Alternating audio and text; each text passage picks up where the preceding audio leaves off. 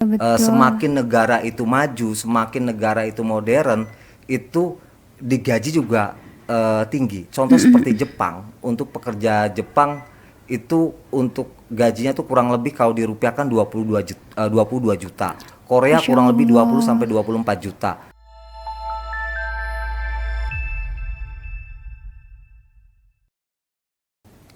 Assalamualaikum warahmatullahi wabarakatuh. Kembali lagi bersama saya Fitri dalam UM Metro Podcast, podcastnya Generasi Sukses. Kali ini kita kedatangan tamu yang sangat istimewa dan pastinya dengan tema yang sangat menarik juga. Yaitu kali ini kita akan membahas peluang kerja ke luar negeri. Nah, di sini saya sudah bersama dengan Bapak Ahmad Fauzi SEMM ya Pak ya. Waduh gelarnya. Beliau ini adalah Kepala BP3MI Lampung. Selamat siang Bapak, gimana Siang. kabarnya nih Pak? Alhamdulillah baik. Sehat ya Pak ya? Alhamdulillah. Ya. Mungkin boleh diperkenalkan nih Pak kepada teman-teman Civika UM Metro yang ada di luar sana. Oh iya. Sebelumnya selamat sore kepada teman-teman semuanya, khususnya Sivitas Akademika Universitas Muhammadiyah Metro. Nama saya Ahmad Fauzi. Saat ini saya menjabat selaku Kepala Balai Pelayanan Pelindungan Pekerja Migran Indonesia. Instansi kami atau unit kerja kami merupakan perpanjangan tangan dari Kementerian Pelindungan Pekerja Migran Indonesia. Oke, sesuai dengan tema kita kali ini ya Pak ya, yaitu peluang kerja ke luar negeri. Selain bahasa, apa saja sih Pak yang perlu kita persiapkan untuk bekerja ke luar negeri? Selain bahasa, dan bahasa itu merupakan penting ya kalau kita memang ingin bekerja ke luar negeri. Selain itu kita membutuhkan kompetensi khususnya di bidang keterampilan. Kita juga harus punya mental yang kuat. Iya, betul. Jangan sampai kita keluar negeri tidak punya mental yang kuat, karena banyak orang yang bekerja ke luar negeri dengan rohani yang lemah, dengan mental yang kurang, akhirnya mereka ada yang sakit dan akhirnya minta segera dipulangkan dan lain sebagainya. Yang selanjutnya adalah dokumen kita juga harus lengkap, karena biasanya kalau orang mau bekerja di luar negeri kadang-kadang ada dokumen-dokumen seperti akte kelahiran hilang, terus kakaknya hilang dan lain sebagainya. Jadi dokumen betul-betul kita harus lengkap. Ya, berarti lumayan banyak juga ya Pak yang harus Ya. dipersiapkan. Nah, kalau untuk keterampilan atau kualifikasi apa saja sih Pak yang harus kita miliki untuk bekerja ke luar negeri? Terkait kualifikasi kita harus melihat yang pertama adalah negara penempatan dan pola penempatan. Saya kasih contoh begini, seperti di negara Korea Selatan. Betul. Untuk bekerja di Korea Selatan kita itu harus lulus bahasa Korea Selatan EPS TOPIK. Untuk bekerja di Jepang kita harus lulus yang namanya N4 atau ditambahkan juga dengan SSW kalau mau dianggap selaku pekerja Jepang. Nanti levelnya untuk Jepang itu mulai dari N5, N4, N3 sampai N1. Jadi terkait kualifikasi bahasa itu memang penting di berbagai negara tujuan. Tergantung juga kita lihat pola penempatan. Contoh seperti Kanada. Di Kanada itu kita ada peluang kerja di Kanada seperti di pemotongan daging. Itu dia minta kualifikasinya, minta lulus IELTS dengan nilai 6,5. Nah, ini juga penting kita memang harus persiapkan. Besar juga ya Pak ya nilainya. Kalau gajinya memang sangat besar. Iya, betul. Semakin negara itu maju, semakin negara itu modern, itu digaji juga tinggi. Contoh seperti Jepang, untuk pekerja Jepang itu untuk gajinya tuh kurang lebih kalau dirupiahkan 22 juta. Korea kurang lebih 20 sampai 24 juta. Bahkan di Jerman, perawat kita Jerman tuh digaji kurang lebih 40 juta. Oh, gitu. Masya Allah.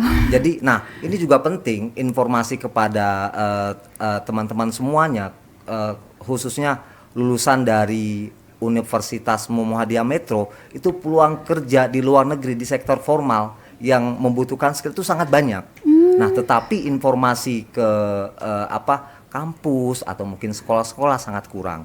Biasanya informasi itu karena via calo ya di desa-desa. Banyak sekali informasi pekerjaan di luar negeri itu hanya sektor pembantu rumah tangga. Iya, betul. Sesungguhnya peluang kerja kita di luar negeri betul-betul sangat banyak gitu. Bahkan saya mengutip dari pernyataan Bapak Menteri, untuk peluang kerja tahun 2024 saja sesuai dengan job order itu kurang lebih 1.300.000. Akan tetapi yang terserap itu hanya 230.000. Masih ada 1 juta kita yang belum terserap. Itu karena apa? Karena satu, kita bahasanya belum mumpuni di negara penempatan. Yeah. Banyak yang kedua, dokumen kita juga terkadang belum lengkap juga. Yang selanjutnya adalah skill. Nah, hal-hal itu yang menjadi ke depan kita mempersiapkan diri. Nah, kalau negara mana aja nih Pak yang paling banyak menawarkan peluang kerja kepada warga negara Indonesia? Terkait peluang kerja untuk yang keluarga saya klasifikasi dulu ya. Saya klasifikasi menjadi 2. Ada yang low skill, ada yang middle skill. Kalau yang low skill tuh banyak di negara Malaysia ataupun Arab Saudi. Tapi karena hari ini saya di kalangan Sivitas Akademika Universitas Muhammadiyah Metro, saya lebih banyak berbicara terkait masalah middle skill. Di mana saja Pak peluang banyak kerja di luar negeri yang betul-betul terkait informasi peluang kerja yang middle skill. Itu saya kasih contoh seperti Jepang. Jepang itu rilis tahun 2024 sampai 2029 sebagaimana data yang dikemukakan oleh Kementerian Tenaga Kerja Jepang. Mereka itu membutuhkan kurang lebih 800.000 lebih untuk tahun 2024 sampai 2029. Banyak juga ya. Banyak. Pak ya ternyata. Untuk 17 sektor. Salah satunya adalah di bidang pengolahan makanan, mesin, pembuatan kapal, terus juga perhotelan, restoran, bahkan untuk seperti kehutanan juga ada membutuhkan tenaga kerja asing. Masya Allah, gitu. Sekali. Ada 17 sektor tapi saya tidak terlalu hafal semua. Ternyata banyak juga nih teman-teman. Boleh dijelaskan nih Pak prosedur atau langkah-langkah yang harus dilalui apabila kita bekerja melalui kementerian nih Pak? Peluang kerja di kementerian kami ya? Iya betul. Berarti kita berbicara government to government ya. Yang pertama pasti harus membuka website kita. Pokoknya buka saja di Google Kementerian Pelindungan Pekerja Migran Indonesia. Lihatlah di situ peluang-peluang kerja apa saja. Yang kedua, pastikan diri kita mempunyai kompetensi, baik itu bahasa maupun keahlian. Yang selanjutnya adalah kita persiapkan dokumen kita. Nah, yang selanjutnya yang paling penting adalah kalau nanti terkait informasi website itu kita belum yakin, bisa datang ke kantor kami di kantor kami di Jalan Untung. Datang saja ke kantor BP3MI gitu. Atau kalau mau dekat ke kantor Dinas Tenaga Kerja kabupaten kota ataupun provinsi. Tapi terkait peluang kerja luar negeri, kalau ingin lengkap informasinya dan matang, datang kantor kami. Ya, jadi sebenarnya kita bisa dapat dari mana aja ya Pak. Betul. Ya. Setelah itu kalau sudah yakin informasinya adalah valid, silakan daftar diri Anda, teman-teman semuanya di website kita di www.siskop2mi.co.id. Ya, jadi teman-teman jangan lupa tadi dicatat ya websitenya, nanti lupa. Berapa lama nih Pak proses administrasi hingga seseorang itu bisa berangkat bekerja ke luar negeri? Terkait administrasi berbeda-beda ya, tergantung negara penempatan dan pola penempatannya. Saya kasih contoh yang G2G. Untuk perawat di Jepang itu membutuhkan kurang daripada setahun. Dari mulai ada di website, pendaftaran, sampai nanti ujiannya. Begitupun juga dengan Korea Selatan, itu kurang lebih 8-9 bulan. Dia harus dari mulai pendaftaran, nanti dia juga harus lulus bahasa Korea dan lain sebagainya. Ada juga pola-pola yang seperti P2P. Nah, P2P kalau yang informal itu 3-5 bulan prosesnya sampai nanti proses penempatan itu selesai. Ada juga yang spesialis skill worker. Nah, itu lebih cepat sebenarnya pola SSW. Hanya SSW itu sebenarnya polanya itu mandiri masuknya ya. Hanya sebenarnya perlu dipersiapkan ketika peluang kerja ini ada, perlu disiapkan bagi masyarakat kita atau siswa kita atau lulusan kita. Itu satu terkait lulusan bahasanya. Untuk SSW itu harus N4. Yang kedua, dia harus lulus juga ujian SSW-nya. Jadi kalau dia sudah memegang sertifikat itu dan informasi itu ada, langsung cepat prosesnya. Masya Allah. Kalau untuk sektor nih Pak atau bidang pekerjaan yang paling diminati atau dibutuhkan di luar negeri itu apa aja nih Pak? Di luar negeri itu banyak ya.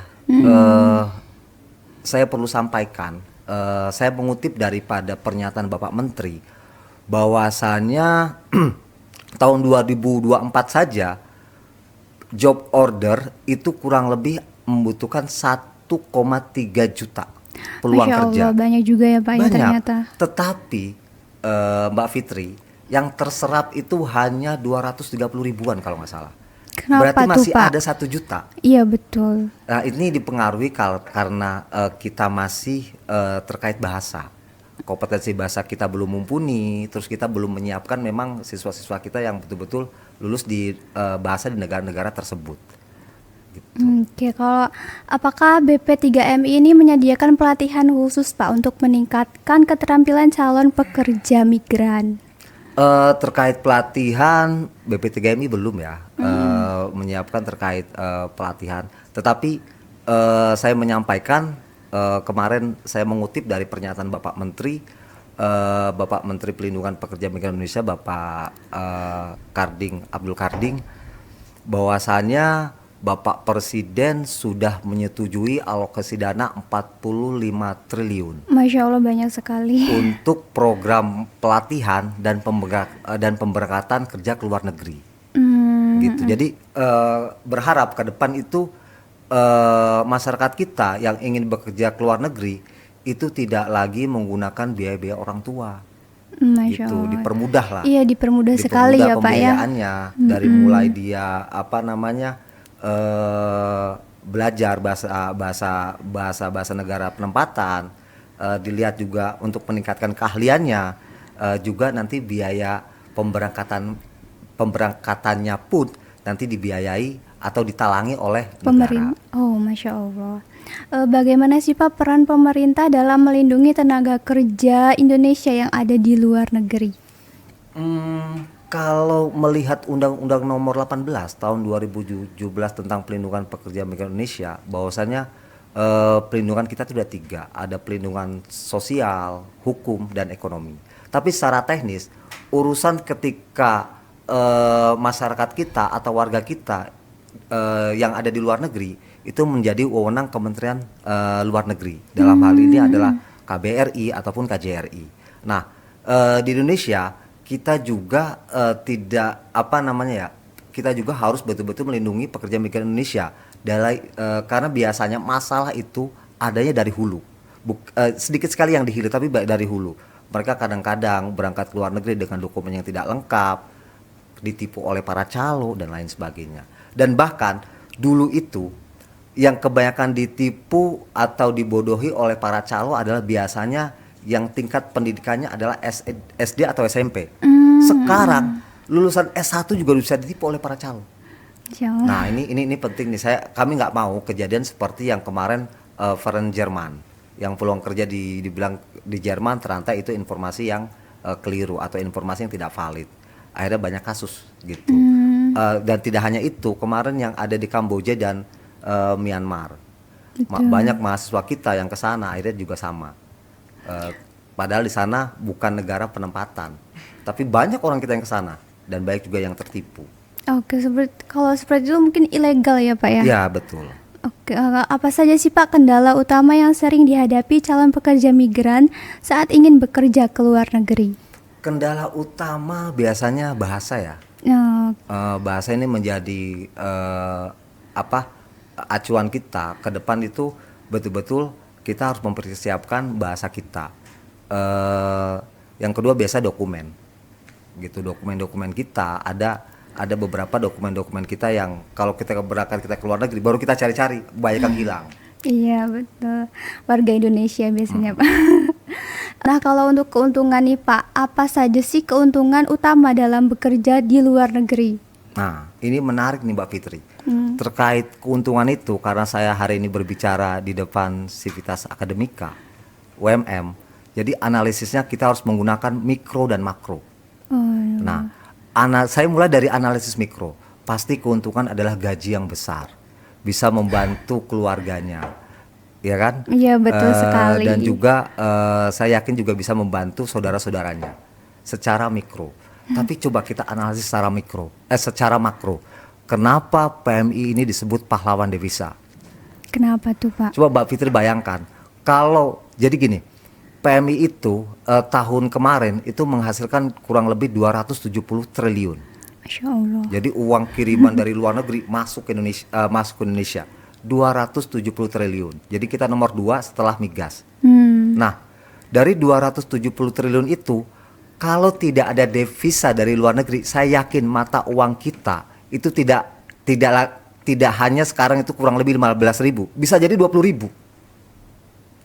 Iya, Betul, karena ya. mata uang kan itu pertukaran jadi gini, dari luar negeri masuk ke Indonesia, berarti uang itu akan dipergunakan mengganti dari mata uang asing ke negara kita. Itu kita naik, gitu. Tetapi ada faktor-faktor lain yang akhirnya mata uang kita bergeser dari 14.000 menjadi 15.000. Kalau nggak ada devisa lebih parah lagi.